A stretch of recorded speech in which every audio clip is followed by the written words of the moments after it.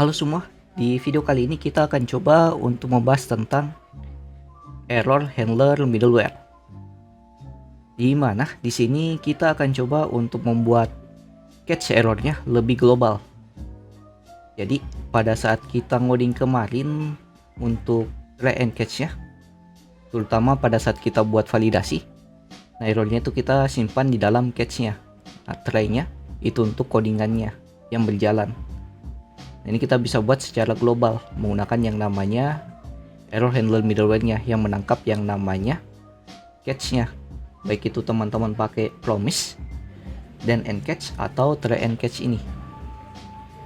Dan di sini juga kita bisa gunakan promise resolver ini untuk mengatasi try and catch-nya secara global. Kita langsung masuk saja ke dalam codingan. Kita masuk. Karena di sini kita buatnya berupa middleware, maka kita akan buat file di dalam middleware-nya. Kita buat file dengan nama async handler, itu untuk menghandle promise-nya, yakni try and catch-nya. Kita buat cons, kita buat saja namanya sesuai dengan nama filenya, async handle, sama dengan fn yang menampung try-nya nanti. Nah, di sini kita buat parameternya yaitu request, respond dan juga next.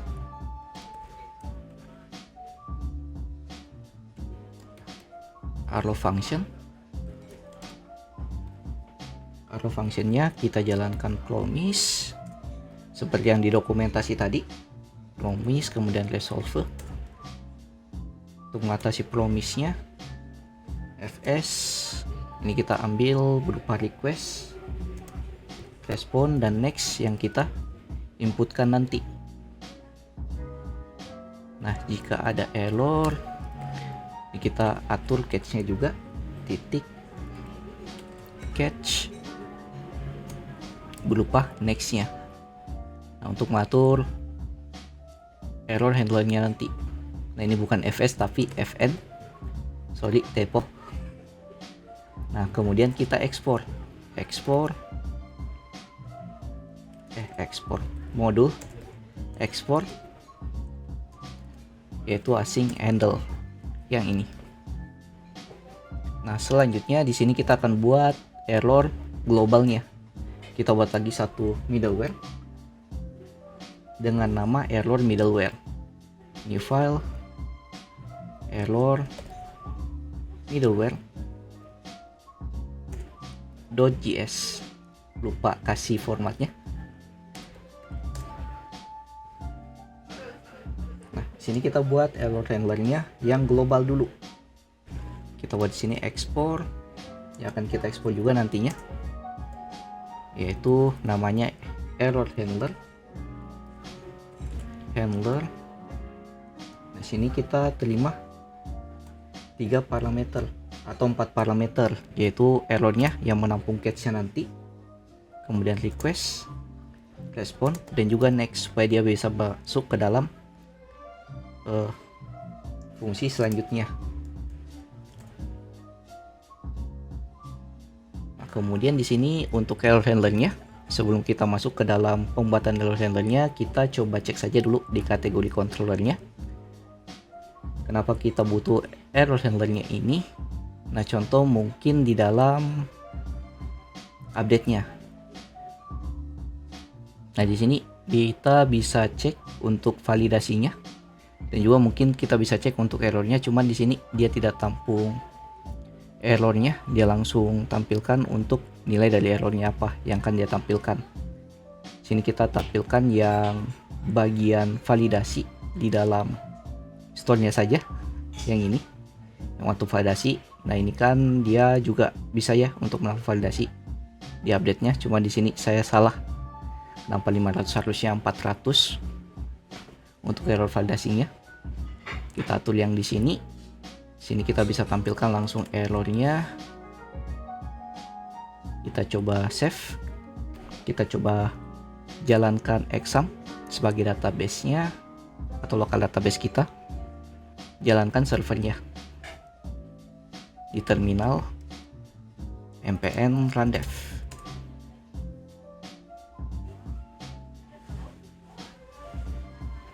Kita cek di sini. Nah, untuk errornya di validasinya, contoh di create kategori. Sini kita coba buat validasinya error, validasi kita buat di sini name-nya null atau kosong.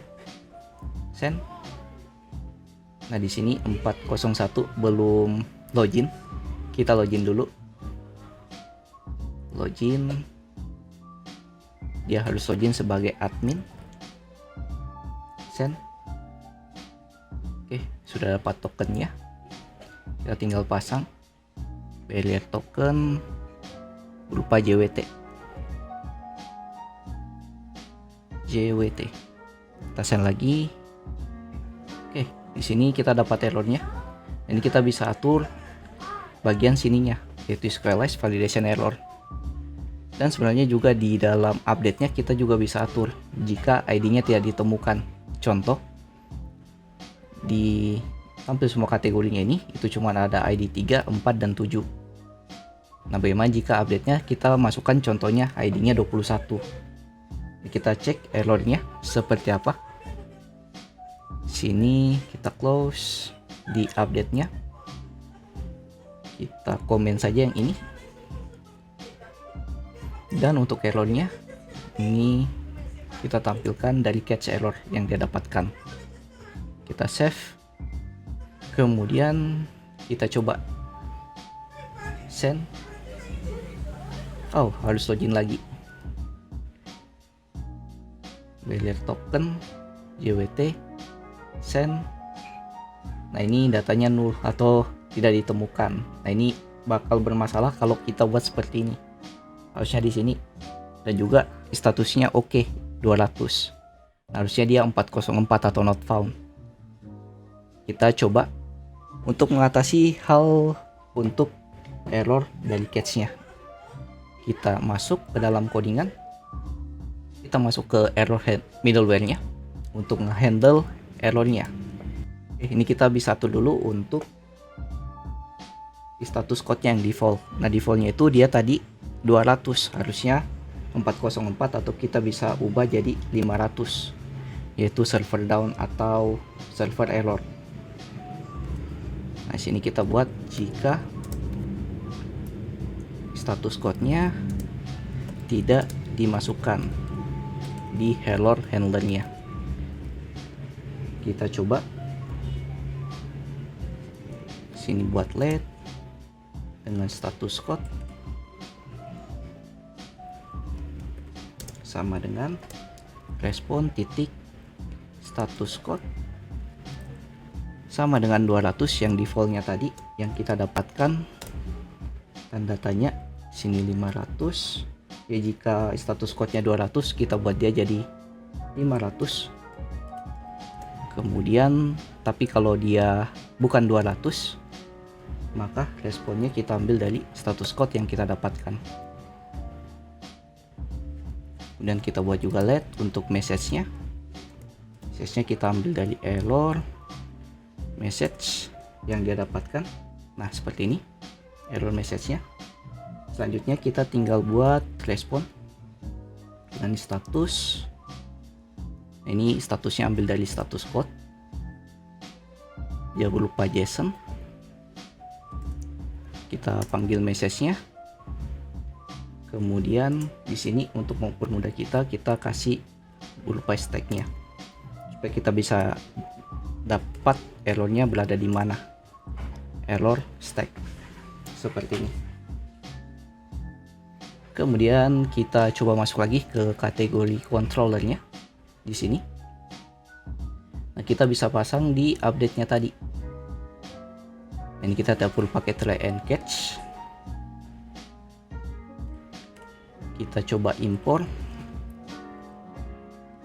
untuk async handle yang kita buat di atas. Cons async handle require dari middleware async handle-nya. Nah, async handle-nya kita bisa pasang di update-nya ini. Async handle kita bungkus. Nah, ini berupa fn-nya semua nantinya. Seperti ini. Nah, kemudian untuk error dari not found-nya, kita bisa lempar error statusnya jika new kategorinya ini tidak ditemukan ID-nya. Buat kondisi, jadi jika new kategorinya itu tidak ditemukan, maka di sini respon dengan status 404 not found. Kemudian kita lempar errornya throw new error. Kita buat saja di sini namanya kategori tidak ditemukan. Oke, dan satu lagi untuk error middleware-nya nih, yang error handler, kita masukkan ke dalam entry point di sini. Kita masuk, dimasukkan saja ke middleware app.use, yaitu panggil dulu cons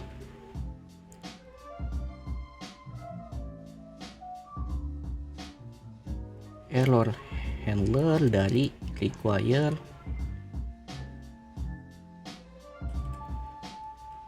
kita panggil titik slash, masuk ke middleware error middleware. Di sini kita panggil error handlernya. Error handlernya kita tinggal use di sini. Use fungsi error handler. Oke, kita bisa coba berhasil atau tidak. Errornya mengatur catch errornya, dia tangkap atau tidak. Kita coba di codingan. Kita coba lagi inputnya ini. Kita send. Errornya dia berupa HTML seperti ini. Error, ini kategori tidak ditemukan. Ini sebenarnya sudah berhasil, cuman errornya dia berupa HTML, dimana agak kurang bagus kalau kita tampilkan untuk respon dari servernya. Jadi kita buat dia lebih menarik lagi, tampilannya berupa JSON. Kita masuk ke dalam codingan. Nah, kesalahan kita di sini harusnya middleware-nya itu kita jalankan setelah routingnya yang ada di sini. Jadi harusnya di paling bawah. Nah, maka nanti tampilannya akan seperti ini. Jadi kategori tidak ditemukan dari message-nya, kemudian di start-nya kita bisa cek errornya ada di mana. Ini di kategori controller dan juga statusnya 404 atau not found. Ini untuk error kalau ID-nya tidak ditemukan dari parameternya atau datanya. Nah, kemudian kita buat untuk jika di sini validasinya yang ada di sini kita atur errornya. Nah, caranya kita bisa buat error dengan name namanya squalize validator, validation error, dimana di sini kita bisa ambil path sebagai key-nya, kemudian message sebagai nilai dari errornya. Ya kan kita buat sebagai objek tampilannya. Kita langsung masuk ke dalam codingan.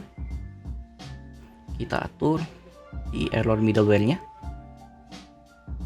Ini kita buat jika errornya titik errors. Jadi errornya jika ada errors berupa objek atau error name-nya adalah squalize validation error sesuai dengan nama error yang ada di dalam name error yang kita dapatkan di responnya. Kita buat di sini cons kita buat di sini untuk error listnya, list dari errornya sama dengan errors, kemudian titik map error, kita ambil per elemennya mana, kita buat berupa objek class objek kosong yang nanti kita masukkan ke dalam objek kosongnya ini, yaitu objek key-nya itu ambil dari error titik path, kemudian message-nya error titik message, kita tinggal letter objeknya, kemudian kita atur message-nya sama dengan error list, jadi nanti dia akan merubah nilai dari let message-nya yang defaultnya itu error message, kita ganti berupa error list, dan kita kasih status code yaitu 400 bad request. Oke, seperti ini. Kita atur dulu di kategori controller, yaitu untuk fungsi yang ada di sini, yaitu store-nya. Kita hapus try and catch-nya.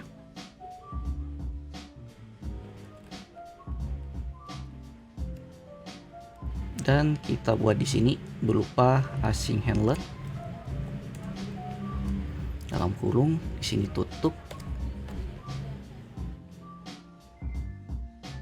Kemudian kita bisa coba, kita save dulu, kita coba codingannya di dalam Postman untuk create kategori, validasinya sudah berhasil atau tidak, send, validasinya tampil.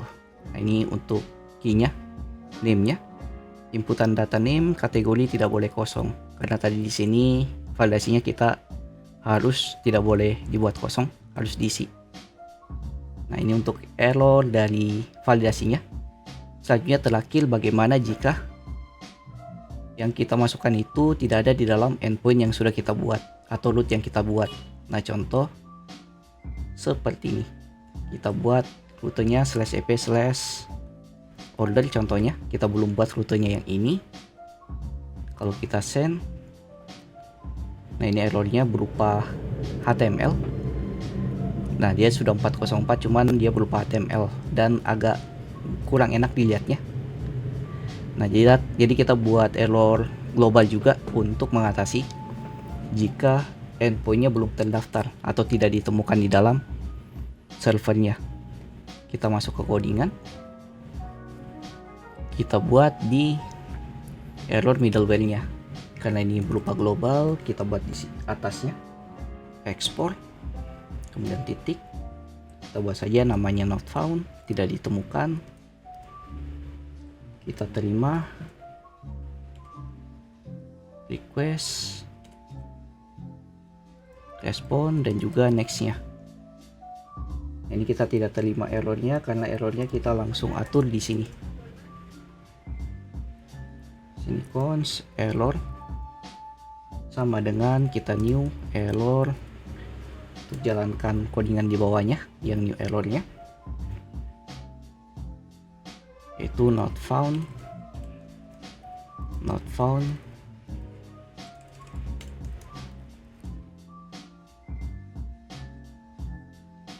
dari URL yang kita masukkan. Ini kita pakai backtick supaya bisa ambil ekspresinya di dalam request titik original URL atau URL dimasukkan di endpointnya original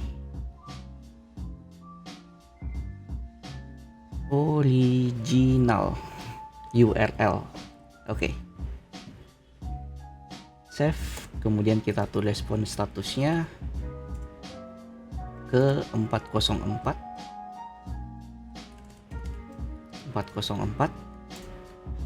dan nextnya kita tampilkan errornya seperti ini.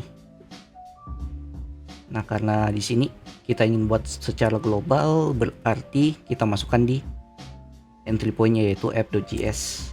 Kita app use, kita import dulu, yaitu not found. Kita jalankan di use-nya ini, not found. Kita coba di Postman-nya berhasil atau tidak. URL yang tidak ditemukan seperti ini, ccp/v1/order. Kita send. Nah, ini not found, cuman dia masih berupa HTML.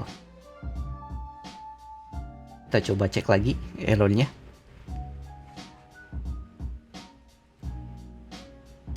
Kita harusnya taruh di atas sebelum error handlernya.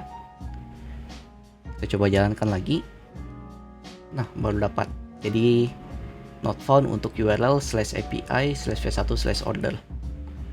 Ini lebih mempermudah kita kalau ada URL yang tidak ditemukan. Daripada menampilkan berupa HTML, kita bisa tampilkan berupa JSON dengan status code-nya.